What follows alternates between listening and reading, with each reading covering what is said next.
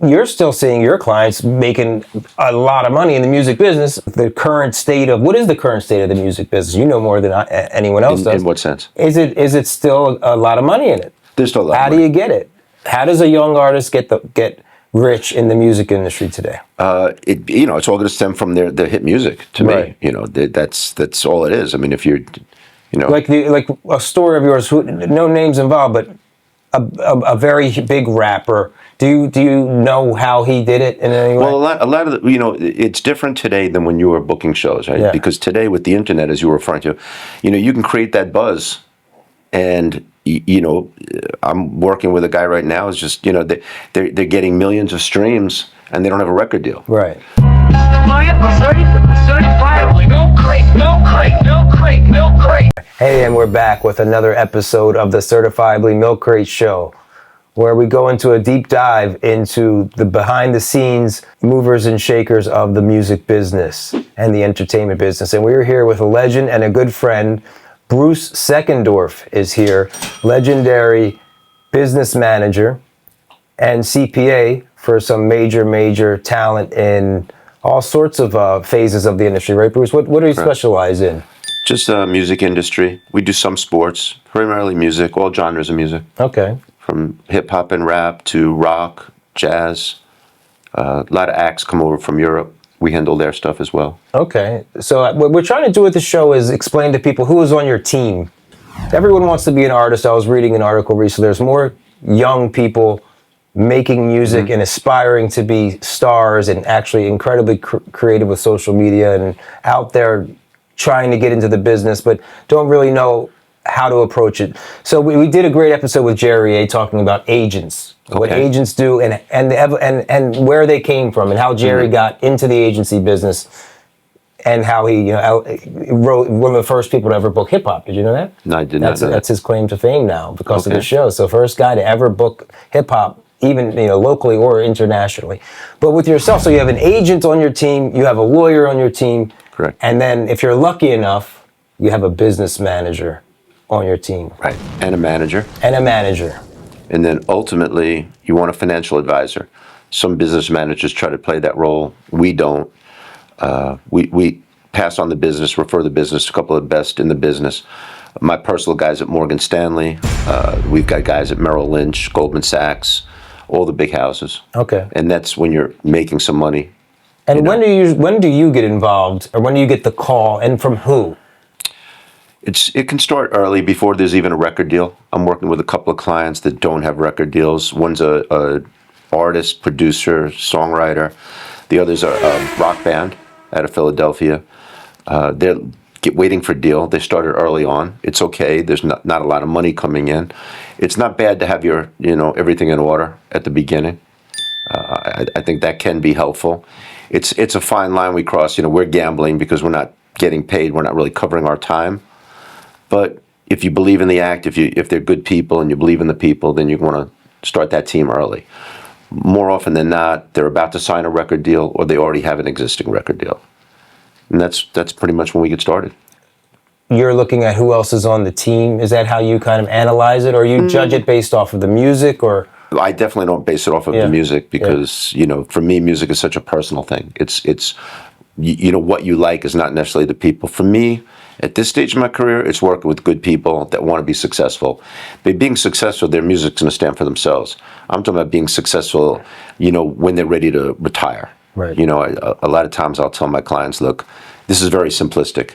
Your end game, try to make $10 million after tax. We can get you 5%. You're getting $500,000 a year for the rest of your life without touching the $10 million. And I think you'll find a way to live on $40,000 a month, without working. If you choose to work, you can work. So that's sort of the end game for me when working with a new artist. At the beginning, it's a little different when your career is doing what I do. At this stage of the game, it's more about wanting to work with people that are, that want to listen. I think that's critical for me at this stage. And to get the $10 million after taxes, that's years. That's not in a year. That's years worth. That's a career's worth. It can be a career in the rap and hip hop. That's it's a goal. In the rap and hip hop game, it can be much faster. You can make that kind of money in probably 3 or 4 years. You know, And what's that gross number? I mean, if 10 to million, gross? I mean, it's is going that to like depend 50 on if you're. million Well, before taxes? it's going to depend on how much you spend. Right. You know, you'd have to make, depending on which state you live in and the different tax rates, but generally, 20, you'll keep 10. Right. But then you have to live. So I would think if you live real well, you make 30 and you're not going crazy, you should be able to accumulate 10. And then, you're there right when the big checks start coming in. With the very first check. You're right there with all of it. And what's the first mistakes? Let's talk about, I love my rap music, so let's talk about what are the rapper mistakes? Financially? Yeah. The biggest mistake, I think, is just they've gotten to this, I don't know what you would call it. They just all want to fly private jets. I don't really have a problem so much with spending. The jewelry seems to be passé. I don't see as much of that going on. They're buying watches. Watches have resale value for the most part. I don't have a problem when they buy homes because there's again, it's an asset. But the private jets, that's real expensive. And I don't know. For me, first class is okay. There's a time for a private jet. If it's a quick flight, if you got an offer to do a show, a gig, you need to get there quickly. Okay, but at $5,000, $6,000, $7,000 an hour for flight time, it adds up. What can that run up a year? What kind of number do you see in private? I mean, jet? I won't be specific. I have a client that is leasing a jet right now and spending $350,000 a month on his jet. Prior to that, he was probably dropping $2 or $3 million a year. But now you can, I mean, from a business perspective, if you do it properly, you can lease out the jet to other people and you can still make back some of that money. I don't think that's necessarily a problem. We have another client looking to buy a jet. But it depends on how often you fly. And where are they flying to? Shows or just for leisure? No, for shows. Shows, right? So Yeah. it's part of the business. It's a business expense. It is, even a private jet. Private jet is a business Uncle expense. Sam's not saying no. You could travel another way. Well, no. Uncle Sam will not come down on you. If it's legitimate business travel. Obviously, if you're going to visit family or personal trip, that you can't deduct that. Right. But if it's a show, or a meeting, or a business, that's going to be harder to prove. But yeah, if it's a legit meeting, right, and you had to meet somebody, sure. Yeah. And then how much time did you spend at that place, right? So if you fly from New York to LA privately for a meeting, which would make not a lot of sense to me, but you're doing the meeting, how long are you staying in LA? Are you staying in LA for a week? You might not be able to justify the flight. Because now is it vacation, downtime, personal time to get there. Now, is that you telling them, hey guys, we can't write that off, or is that in the case of an audit? Never had it come up. Usually it's for gigs. Yeah. 99% of the time it's business related, legitimately. So I don't, but that's where a lot of the money's been going of late. What do you have to get for a gig a night? I mean, when I was an agent, 50,000 was a lot a night. I know it's through the roof now with what some artists are getting, but to justify 5,000 an hour, we're talking about. I mean, I guess the difference 6 figures a night. I guess it's a little different because when you were booking an act, when I was booking an act, it would be 10 first class flights for a star, which could be, I don't know. That could be expensive. That could be expensive. That can be expensive. But 10 first class flights could be 10,000, 12,000. Depends on where you're going. Right. But if you're going to get a plane that can seat 10 people plus, that's what I'm saying. It's going to cost you maybe more than $5,000 an hour. Bigger planes are going to be more money. Right, bigger planes. How much fits on the ones that most of these guys are taking? How many people? Maybe a dozen. But I don't really fly privately, so that's not my thing. Interesting. So that's the rapper. But what about the jewelry? Before that, you were saying jewelry was. Yeah, I've had a problem. I've had a couple of interesting people. I'm leaving names out of this, but I've had one guy in particular, mad respect, real smart. He's not really a client anymore, but we have a relationship business-wise. And he kind of said to me, he's kind of tired of that. It's for the image, the car, the jewelry. He doesn't really, net into it. A real smart businessman, made a lot of money, still has a lot of his money. I think it can be excessive, So when the money's coming in, what are the first thing? I mean, they're not flying private yet, but what are they? Did they say to you, can I afford this? Can I afford that? Well, usually, a lot of times it's buying a family member, mom, family, a home. The mom's home. Okay. And that works. I mean, it's an asset. Sometimes they want to get into a home very quickly. I'm okay with it. I think that it's a modest home, and the problem with that is, from a business management perspective, is you're buying your first home, your career may blow up in a good way, and you may tire of that home very quickly and say, I want a bigger home. Well, you probably know if you buy a home with the closing costs on both sides, the purchase and the sale, the home has to go up a fair amount of money for you to get back those costs, right? So that being the case, you buy a home today. I don't know if you can buy a home, but in the suburbs, some small town, $600,000. You're probably going to have to sell that home for $750 to break even. They don't go up that fast anymore, right? And then sometimes they move into that home and they're going to want to start fixing up stuff.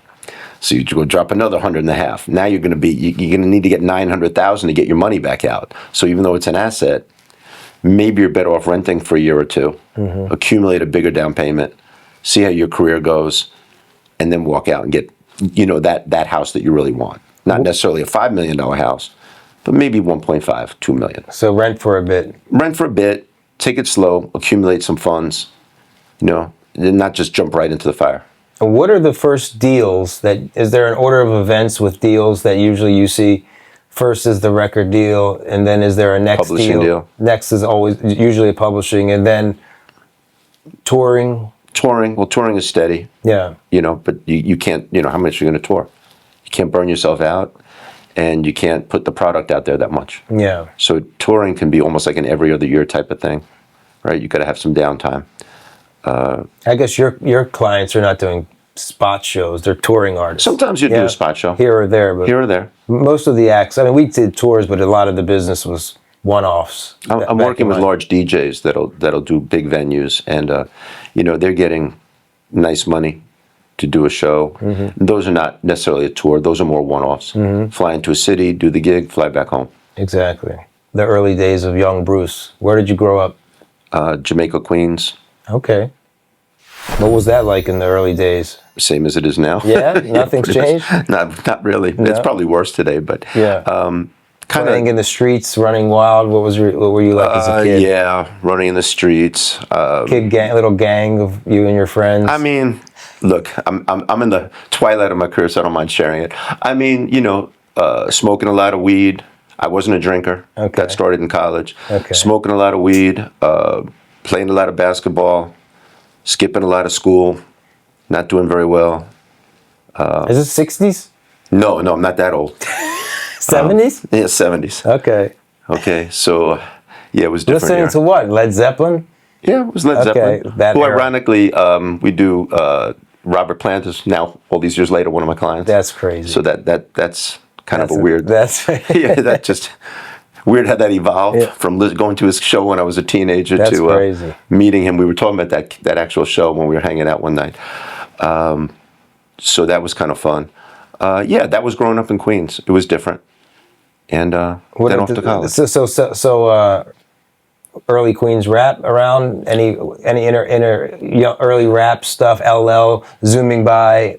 No. I mean, Run DMC. No, I do have some iconic rap artists that I can share with, because I've been with them for many, many years. This is Big Daddy Kane. Oh, wow. Been with Kane for a long, long time. Wonderful guy, great person. Another one, same thing I could say is Raekwon. Love Raekwon. Great guy. Yeah, great guy. Super nice. Been with me a long time. So there, but I wasn't really into the rap music. It was kind of like predated my high school days. What was the music scene? It was the kind of, how would you describe it? It's like 70s rock. Yeah, 70s rock. 70s rock. Yeah, that was the big thing, right? I mean, that was way. Yeah. That was pre-rap, basically. Basically. Yeah. And then how did you get into the music game? Music game, lot of things came together. Just from it was almost like a destiny, I suppose, on some level, in the sense that I met a entertainment attorney. It's been also a good friend of mine. This is going back about 30 years. Just a bunch of different referrals came at me, and then I just saw a unique opportunity. I was referred my first business management client from another attorney, and that's when I set up LL Business Management. Had my very first client, and it was Marky D from the Fat Boys. Wow. Prince Marky D. Yep. He's passed on Yes, a yes. few years ago. Yeah. And he had a production team, Soul Convention out of Queens. They were my first clients. Wow. And They were doing some stuff. Like they had a few big records. Well, right? They did Soul for Real, right? I don't remember that. I remember they had just finished Mary J's, Okay. one of her big records. Big R&B stuff. Yeah. So they had that super talented guys, and from there I saw an opportunity to set up. I had to set up my business management company, named it after my two daughters, and I didn't think it was gonna be a real company at the time, so I was just toying with it. Where was that? Where were your offices? I've been in the same building.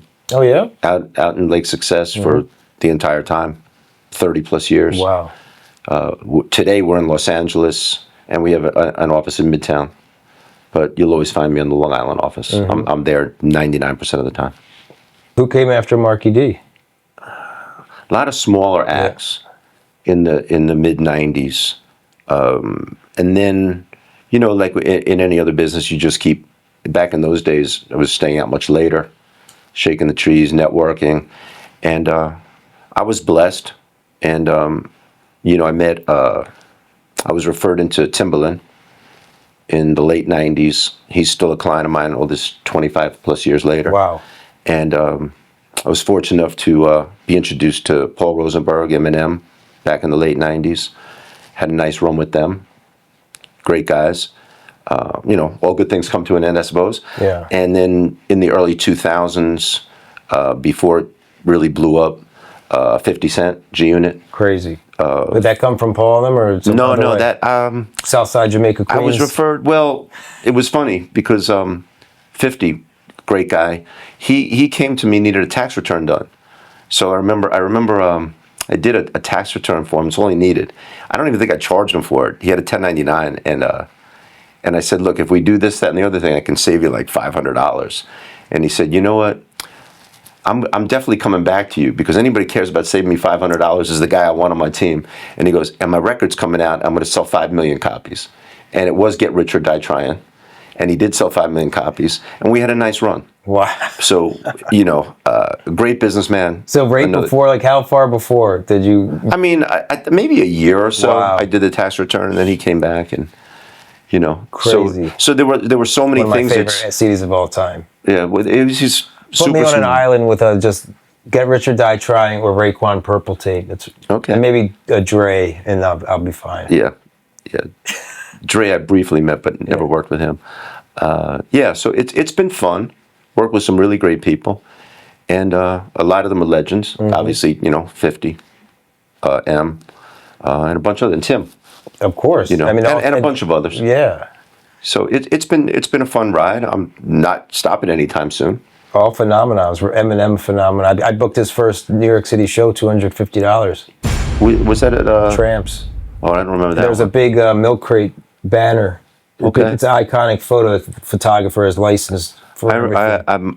The first show I went to, I took my daughters at the time. They were teenagers, but it was Is it Hammerstein Ball? That was the next one. Yeah, he was wearing my Ilson T-shirts. That was the. I used to meet up with Paul. Okay. And it'd be like one ended up on Howard Stern. It's like, and what's interesting about this, so it was pre everything, right? When Eminem was on Howard Stern, there was not even internet. Okay, and Howard Stern was not on TV; he was on radio. Right. So Paul said, "We're doing Howard Stern. I don't know if you want who's going to see it, but he'll wear your Ilson shirt, come through," which I did. I didn't see this footage for like 20 years later. And now it's all over the internet. They had video of the Howard Stern Eminem interview. Nice. And it's like, this Ills, I took the Wilson logo and changed it into Ilson, which was kind of, streetwear slang stuff. Wu-Tang's son, Ill's son, New York rap, 90s stuff. Okay. So that was like my first big t-shirt that sold a ton and had like some real famous people wearing it, but the Howard Stern thing was a funny one. It's like I just saw it the other day, and it just re-hit Instagram. It's like, so yeah, those were good guys and good days, and they've had a remarkable a career. Right, and then for me, over the last 25, 30 years, it just became referral based, just adding a lot of new artists, a lot of good people. And there's obviously, I mean, a lot of, you always hear these stories of artists who mismanage their money, right? It's like what you hear a lot of. So there's a humongous need. I mean, everything is important on the team, but it seems like when you don't want to F your money up, I mean, your manager could easily mess up your money and not help you, or a lawyer's not going to be able to fix those problems. No, you're right. The label doesn't care. Your agent doesn't care. So you're really you are almost like the quarterback Correct. of this person's success. All these Right. other people help you make success, but they don't help you manage success. Correct. There are a lot of problems. The way I've seen it over the years with the music industry, you know, they're handing very large sums of money to young people. They're not dumb people. They just may not be highly educated people. And I even look at myself, and yeah, I went to college, but I was telling somebody the other day, I said, you know, go hand me the equivalent of $700,000 or whatever it is, you know, signing a deal, and I'm 21 years old. You know, I was 21 years old selling ladies' shoes in Manhattan, you know, for $2.35 an hour. I don't know what I would have done with $700,000. So it was. What would that have been the equivalent of back then? Maybe $300,000, $250,000. Okay. But that was still a whole heck of a lot of money when you're, you know, working 40 hours to take home $75 and dealing with a lot of ladies' feet. It's Humble beginning. yeah, humble, very humble. You know, it's hard. As I said, I just think that there should be some system in place before you have to take, well, I don't know if they would listen, but almost like some kind of seminar course, 2-day thing on what to do with financial. They try to awareness. do that in the NFL, don't they? In a way. Yeah. I don't know who's listening. Yeah. You know, I think the biggest culprit is always the taxes. You know, nobody. I don't know anybody. No one thinks about it, right? No one. I don't think it's that they think about it. Just nobody wants to pay tax, and you know, nobody wants us to pay anything except what they want for themselves. That's just human nature. But you know, unfortunately, in the United States, you know, they're going to take a big bite out of your money. And if you're in New York City, big the money. I mean, maximum federal rate's 37%. You know, you could be looking at, depending how much you're making, you know, 40 to almost 50%, depending on the state you live in. Yeah, people hear this big number. I got $1 million deal, but it's really $500,000. Well, if you get $1 million deal, by the time done you're paying out your commissions, and the commissions come off the top before taxes. But if you pay out, you know, do the math. If you're paying out everybody that's on your team, your $1 million becomes $700,000, and now go pay 40% on 700. It's 280. So you're left with 420,000 out of that $1 million. The commissions are at least not. Well, I said 30%. It can vary. But you don't pay tax on. No, the tax comes out, right? Correct. Expense, so I said the $1 million becomes 700 in my example, right? Yeah. 40%, 700 is 280, leaves you 420,000. All of a sudden, your $1 million's down to 420. Yeah, exactly. It's no longer $1 million. Yeah. That comes back to the original premise of how do I accumulate $10 million? Exactly. Now I got 420 and I haven't spent a dime on myself yet. Exactly. But so you're still seeing your clients making a lot of money in the music business. The current state of, what is the current state of the music business? You know more than anyone else does. In what sense? Is it still a lot of money in it? There's still a lot How of do money. you get it? How does a young artist get rich in the music industry today? You know, it's all going to stem from their hit music. To me, Right. you know, that's all it is. I mean, if you're, you know, Like a story of yours, no names involved, but a very big rapper. Do you know how he did it in any way? well, a lot of the, you know, it's different today than when you were booking shows, right? Yeah. Because today with the internet, as you were referring to, you know, you can create that buzz, and you know, I'm working with a guy right now. Is just, you know, they're getting millions of streams and they don't have a record deal. Right. So it's almost self promotion. Right. If you create enough of a buzz, then go get yourself a really good attorney, and they're going to get you a really good deal. Right. And then you're off to the races. And a really good deal for someone like whatever millions of streams is it how many album deal versus? I mean, I don't get into the contracts Yeah, as much, yeah. but it's probably a 5-album deal, and you can get. You know, I would defer to I work with a bunch of great attorneys, Yeah. but I would say, you know, 600,000 to a couple of million, depending on the deal.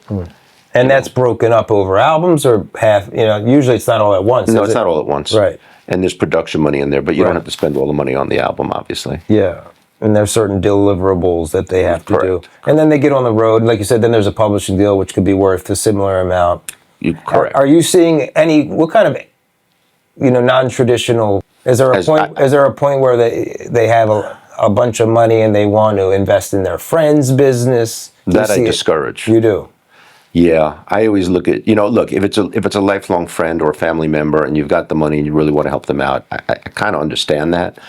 But for me, as a business manager, taking $100,000 of your hard-earned money and investing in most of these businesses, fail. And I always equate it to, well, for your $100,000, what kind of return are you going to get? And 20% would be a fantastic return, right? So, is it really worth risking 100 to make 20? Yeah, we were having that conversation the other day about that. And if you're a happening artist, go do another show and go get your 40,000 or your 800,000 or whatever your fee per show is, right? I don't think you need to risk 100 to make 20. Yeah. But then it becomes the personal part. Is it family that you're helping out? Is it a close friend that you're helping out? So it's a fine, it's a balancing act. It's a fine line. What about some of these equity deals?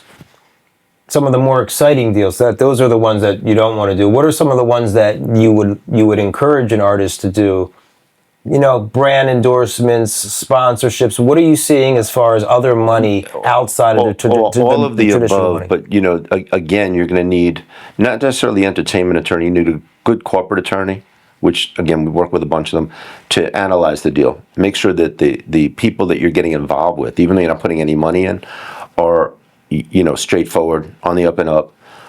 You don't want to ruin your brand because you're associated with this company that's just not doing the right thing. Right. Right. And you may not have a financial loss, but it could be a bad look for your career if you get involved with the wrong company. Were you around for the 50-cent vitamin water? Yes, it was. So how often do deals like that? I'm assuming you encouraged that deal.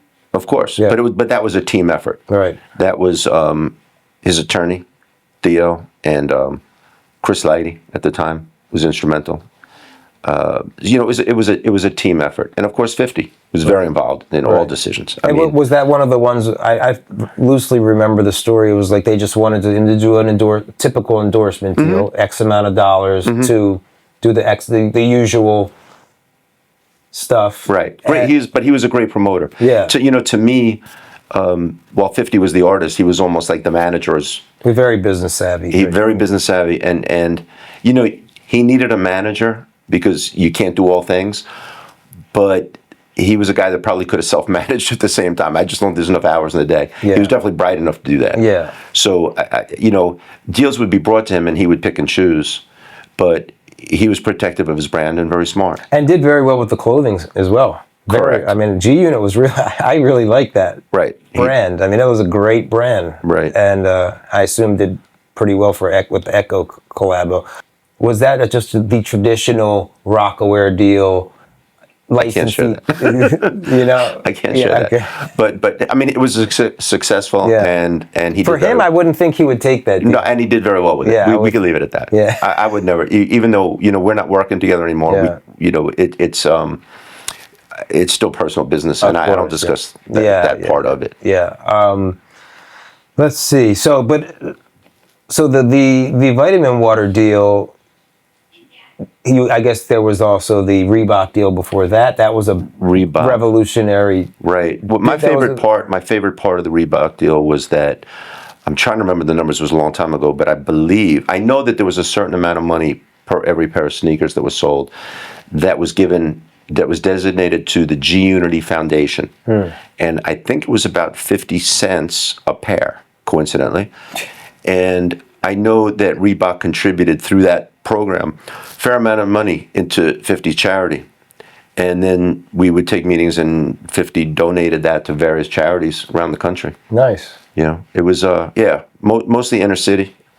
It was good. It wasn't, the particular Reebok deal, while it was successful and a good, and really good, not an investment, but a good business plan, I liked the charity part of it. It was 50 given back. Yeah. I thought that was really cool. That was very cool.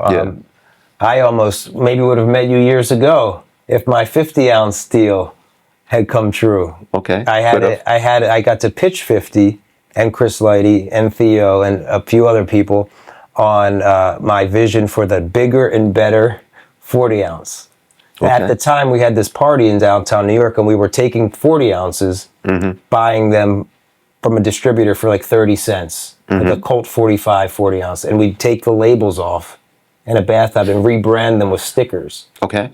And we were selling them at this party to like models and stuff for like $20 each.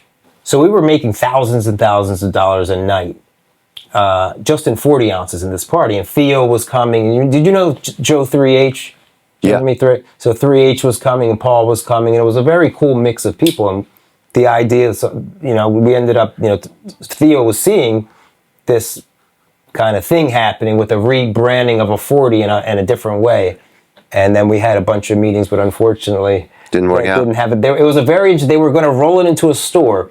It was going to be a bodega thing they already had going. It was going to be like a juice box, a juicy juice thing. Remember those little juice things?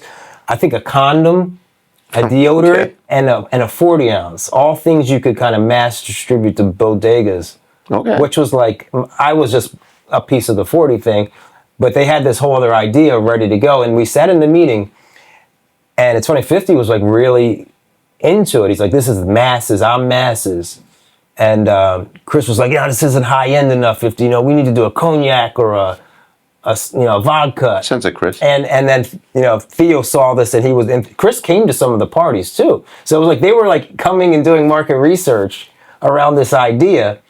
And ultimately, 50 was like, let them be Bentley. I'm Volkswagen. I want to be Volkswagen. I want to be mass everywhere. Yeah, that sounds like him. And don't you ever tell me I am the hood. And it was like, oh God. But it could have been very cool. But yeah. So I'm always wondering what kind of where the new deals are like that. Is it just, are you seeing like social media sponsorship, sponsor posts? No, I'm not seeing not so many social media deals. It's technology driven. People have different ideas. The problem is a lot of the startups don't really want, they don't want to give away that much equity. Everybody thinks theirs is going to be the next big thing. All the bigger artists want the equity. The newer artists wouldn't take as much equity, but nobody knows who they are. So it's this, again, it's a balancing act. What are you seeing, like artists like for instance, you hear Nas has this incredible portfolio of investments. Like he got in Uber early. I don't know if he did. I've heard those numbers. These guys have gotten into all these crazy I've heard that. things, or what's her name? I forget his name. Scooter Braun. Scooter, no, the one guy who managed Gaga. You get your corporate attorney, you look at the deal, and you make sure that the people that you're getting involved with are on the up and up, and are they legit? Not every deal is going to work out, but you want to work with good people and people that are straight. And just because you get equity doesn't mean you're going to cash out. No, it doesn't. It's it's a long... Right. And sometimes you get that equity for nothing. We fill out these 83B forms with the government. I'm not going to get, it's a very technical tax situation, it's just for tax purposes. But that's more of it. There's people always looking for the deals. I think, if I'm being candid here, again, we're going to come back to 50, but he was sort of the innovator of the marketing game, right? Yeah. I mean, he was putting out G-Unit was an amazing brand, and he put out a lot of product and was super successful with it. Nobody's ever, come after that. Not to that extent. No. People do their clothing lines. They've been successful, right? Oh, but he was also very early with This Is 50 as well. Remember, he had the whole he had his own website, kind of blog. It was a blog that was a very very, very successful blog. The guy's still incredibly talented as far as social media. I mean, his ability to even know how to move and communicate and comment and generate all that interest around things. But times are different. Yeah. Times are different. And then now the move into TV. I mean, were you ever at any of the parties at his house? No. Oh. Thought maybe we would have run into each other. Yeah, good parties. Yeah, I went to a few. Yeah. We'll leave the details out. No, they weren't as bad as people would imagine. I had my kids at his house. Did you really? Yeah. Wow. Not for the evening parties. Yeah, during the day. During the day. Did your kids play with his kids at all? No, my kids were much A little older. older, yeah. They were older. So what's the best way for an artist to get started? Should they be operating personally? Do they sign the record label? What a record label lets you sign a contract as an entity? Yes. They Corporate would. structure, yeah. Well, I don't know about it's probably personal services contract. Now you're asking me legal question, and it's personal services. But to the point of, we set up, basically you're going to have a corporation for your IP, a loan out corporation. Most important corporation you're going to set up is your touring company. And all are going to be corporations. One thing... All separate corporations? All separate corporations. Oh, wow. In business, you don't want... you don't want one business crossing into another. We live in a litigious society. If something goes wrong on your touring company, where most of the lawsuits are going to happen, you don't want them attaching your IP, right? So what happens in the tour company, they can only sue for the assets of the touring company. Well, the touring company has no assets, might have a few dollars in it, but it's not holding anything, okay? You don't want that attaching anything else. So separation is critical. It's more from a legal standpoint than a tax standpoint. So I really defer again back to the attorneys, but you definitely want separation. For us as business managers, we don't charge if you have 20, it's the same fee. So if you have 10 corporations or one corporation, it's going to be the same fee. So we do the tax work. We're a CPA firm. But they have to pay filings per corporation. You have to pay filings per corporation. Yeah. That's true. We do S corporations. I don't want to get too technical. So the filings, it varies from state, but an S corporation doesn't pay any federal income tax. They're flow-throughs. I discourage my clients. Everybody loves to form LLCs. I don't really get it. LLCs with one owner do not work for me. Especially, ABC Touring LLC. You're splashing all that information on your personal tax return. And I prefer to file a separate tax return for the touring activity. I would not want to put millions of dollars on somebody's personal return with, you were in the touring game and that, with millions of dollars of touring expenses. You could gross $5 million on a tour and maybe make $2 million. Okay, but you still have $3 million of expenses. I don't think I want to put those big numbers on a personal tax return. There are business managers and CPAs that will do that. Not this one. So I want separation. File the corp, take the net income, put it on the personal return. Keep the personal return real simple, short and sweet. Gotcha. If you're not that you're doing anything fraudulent, but if somebody wants to look at your touring company, at least just look at the touring company. I don't want to lead into all the other entities. Good point. And so single members don't work. Gotcha. And having the IP separate, that's so if there was a lawsuit with a touring company, they can't access the IP. Correct. Right. Correct. You just want separation of it. Look, even outside the music industry, I have a business background from having been a CPA prior to this. If you had somebody that had a chain of stores, you could use like when I was doing the shoe sales, it was for a chain of stores. They had about 24 clothing and shoe stores. Each store was its own separate corporation. If you want to break the lease, or if something happens within that store, within that corporation, they can only get the assets of that corporation. It didn't take down the entire empire. So the music business is similar. You don't want to cross-collateralize everything that you're doing and have it attacked by lawyers. Good point. Very strategic. But and then with your investments, we touched on that earlier because that's really more about having your guy at Morgan Stanley or Merrill Lynch who you're going to put the money with, right? And they're going to manage those funds. Now that's not my job, but my job might be if I'm using Aaron to manage my money, I can't say, Kevin, you should use that guy. I might say, look, you can meet with my guy if you like him, use him, but I'm working with a bunch of different guys that are all equally good, and they are. And the other thing I would tell somebody is if they had a lot of money, and I've had clients that have had a lot more than $10 million. Money managers would not be happy with me, but I would spread it out. If I had somebody that had 100 million, I would probably put 33 million with 3 different people. You pick one as your point person, but I would let them play off one off the other.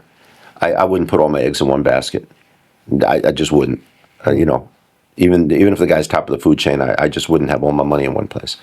I don't know where that break point is. It's subjective.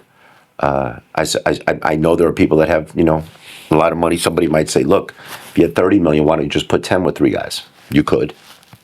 If you have 10, put 3 with 3 guys. Right. But, it's what your comfort level is. How often do you see these guys lose people money? Unfortunately, it happens a fair amount. If they're legitimate and the stock market goes down, they're going to lose money. Yet they have to have an understanding that the stock market goes up, the stock market goes down. I'm not the money expert, but I would tell you that if you're invested in the stock market and it's a long-term play, you're always going to make money, as long as you're not buying junk. And if you're working with a legitimate guy, he's going to build you a portfolio of 50 or 100 companies. 1 or 2 may fail, but most of them are going to go up over time, especially if they're the bigger companies, right? We all know the great stories. I was referred tax clients that bought Apple stock 20 years ago. I don't know the exact numbers, but $5,000 or $10,000 of Apple. What's it worth today? A few million. I had one old tax client. She passed away back in the 70s. She bought 100 shares of Berkshire A. Do you follow that stock? Berkshire, I don't know what it is today, but last I looked, it was well over $300,000 a share. She paid $50, 50 per share. So she didn't keep the whole thing, but that $5,000 investment in the 70s, here we are, 50 years later, would have been worth $33 million for 5,000 or more. Might be up to, I don't know where Berkshire is. It's huge. So 5,000 to 33 million is a heck of a gain. She sold it off over the years. I don't know, when she passed, she might have still had 40 shares left, which is still 12 million. But there are those stories. You know the NVIDIA story? Oh yeah. So, I had somebody come to me that, a family member started buying NVIDIA all those years ago. And very modest lifestyle, retired. Woke up with this big run, and the stock was worth $45 million. So, and this is somebody that, never made more than like 150,000 in their life, but they had $45 million of stock. So. Did it change him? No, not at all. He cash out or? No, well, he's an elderly. Oh. And then it becomes more involved in some of the other stuff, which you guys didn't touch on, which is estate planning, wills, trusts. That's an interesting direction. I just had a conversation with a new client, and it became a little awkward for me because she's 19 years old, has a son, and she's going to be turning 20 shortly.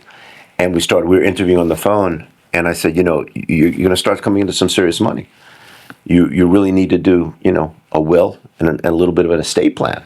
She's like, a will? I'm only 19. And it was like this whole thing of your mortality. But in the world that we live in, unfortunately, anybody can pass at any time.